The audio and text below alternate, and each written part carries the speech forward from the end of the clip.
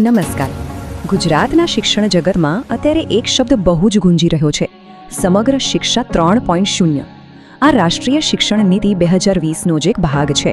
તો ચાલો આજે આપણે જરા ઊંડાણમાં ઉતરીને સમજીએ કે આનાથી શિક્ષણના વહીવટી માળખામાં ખરેખર કેવા મોટા ફેરફારો આવી શકે છે. તો સૌથી મોટો સવાલ એ જ છે કે આખરે બદલાવાનું શું છે. જુઓ, અત્યારે સૌથી વધુ ચર્ચા જે બે પદને લઈને થઈ રહી છે એ છે BRC એટલે કે બ્લોક રિસોર્સ સેન્ટર કોઓર્ડિનેટર અને CRC એટલે કે ક્લસ્ટર રિસોર્સ સેન્ટર કોઓર્ડિનેટર. શું એમની ભૂમિકા, એમની જવાબદારીઓ અને એમનું ભવિષ્ય બદલાવા જઈ રહ્યું છે? ચાલો જોઈએ. શરૂઆત કરીએ એ સમજવાથી કે અત્યારે BRC અને CRC કોઓર્ડિનેટર્સના ભવિષ્યને લઈને બે બિલકુલ અલગ અલગ વાતો ચાલી રહી છે. અને આ બંને વાતોમાં એટલો દમ છે કે એ શિક્ષણના પાયાના માળખાને બદલી શકે છે. સૌથી પહેલા વાત કરીએ BRC કોઓર્ડિનેટરની ભૂમિકાની. અહીંયા એક મોટા અને કહી શકાય કે એક સકારાત્મક સુધારાની ચર્ચા થઈ રહી છે. તો પ્રસ્તાવ શું છે? પ્રસ્તાવ એ છે કે BRCના પદને એક મોટું અપગ્રેડ આપવામાં આવે. શિક્ષણ મંત્રાલય એવું વિચારી રહ્યું છે કે બ્લોક લેવલ પર દેખરેખ અને ગુણવત્તા સુધારવા માટે BRCને વર્ગ 2 ગેઝેટેડ ઓફિસરનો દરજ્જો આપી દેવામાં આવે. અચ્છા, તો આનાથી બદલાશે શું? જો, અત્યારે BRCની ભૂમિકા મોટાભાગે શૈક્ષણિક માર્ગદર્શનની છે, પણ પ્રસ્તાવ મુજબ હવે એ શૈક્ષણિકની સાથે સાથે વહીવટી પણ બની જશે.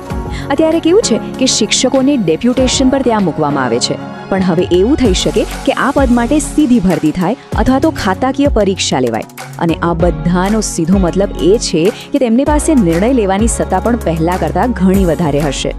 હવે વાત કરીએ CRC કોઓર્ડિનેટર્સની, જે ખરેખર તો શિક્ષણ વ્યવસ્થાનો પાયો છે. અને અહીંયા જે પ્રસ્તાવ છે એને લઈને ઘણી ચર્ચાઓ અને સાચું કહું તો ચિંતાઓ પણ વ્યક્ત થઈ રહી છે. અત્યારે શું સિસ્ટમ છે? અનુભવી શિક્ષકોને પ્રતિનિયુક્તિ પર CRC બનાવવામાં આવે છે, પણ નવા પ્રસ્તાવ પ્રમાણે આ જગ્યાઓ હવે કરાર આધારિત એટલે કે કોન્ટ્રાક્ટ બેઝડ ભરતીથી ભરાઈ શકે છે. આનાથી એવું થશે કે ખાસ કૌશલ્ય ધરાવતા નવા પ્રોફેશનલ્સ માટે પણ દરવાજા ખુલી જશે. અને બસ આ જ મુદ્દા પર શિક્ષકોમાં ઘણી ગરમાગરમ ચર્ચા ચાલી રહી છે. અને સાચું કહું તો આ ચિંતા સ્વાભાવિક પણ છે. આ પ્રસ્તાવથી નોકરીની સુરક્ષા અને અનુભવના મહત્વ પર મોટા સવાલો ઊભા થયા છે. શું વર્ષોનો જે અનુભવ છે એ ગૌણ બની જશે? આ એક એવો સવાલ છે જે અત્યારે ઘણા લોકોના મનમાં ઘૂમી રહ્યો છે. પણ સવાલ એ થાય કે સરકાર આવા મોટા ફેરફારો કરવાનું વિચારી કેમ રહી છે?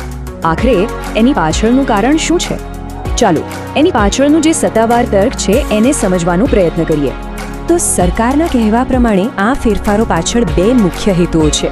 પહેલો, જવાબદારી નક્કી કરવી, અને બીજો, શિક્ષણની ગુણવત્તા સુધારવી.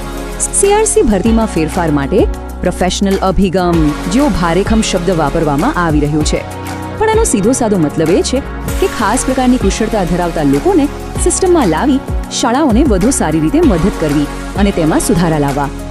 હવે આપણે આ આખા વિશ્લેષણના સૌથી અગત્યના ભાગ પર આવીએ છીએ. કોઈ પણ જાતની ગેરસમજ ન થાય એ માટે અત્યારની હકીકત શું છે એ સમજવું ખૂબ જ જરૂરી છે. મહેરબાની કરીને આ વાતને બરાબર સમજી લેજો. આ કોઈ અંતિમ નિર્ણય નથી. આ બધી વાતો અત્યારે માત્ર ચર્ચા અને વિચારણાના તબક્કે છે.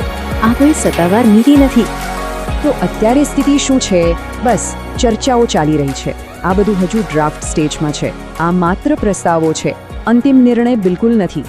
જ્યાં સુધી સરકાર તરફથી કોઈ સત્તાવાર જાહેરાત ન થાય ત્યાં સુધી આમાંથી કંઈ પણ પાક્કું માની લેવાની ભૂલ ન કરવી. એટલે અત્યારે સૌથી સારી સલાહ એક જ છે: શાંતિ રાખો અને રાહ જુઓ. જ્યાં સુધી ગુજરાત સરકાર કોઈ સત્તાવાર ઠરાવ એટલે કે GR બહાર ન પાડે ત્યાં સુધી આમાંથી કોઈ પણ વાતને અંતિમ ન ગણવી. અને અંતે ચાલો એક વિચાર સાથે આ ચર્ચા પૂરી કરીએ. માની લો કે આ બધા પ્રસ્તાવો ખરેખર લાગુ થઈ જાય તો તેની શાળાઓમાં ભણતરની ગુણવત્તા પર અને શિક્ષકોના જુસ્સા પર કેવી અસર પડશે? આ એવો સવાલ છે જેના પર આપણે સૌએ શાંતિથી વિચારવાની જરૂર છે.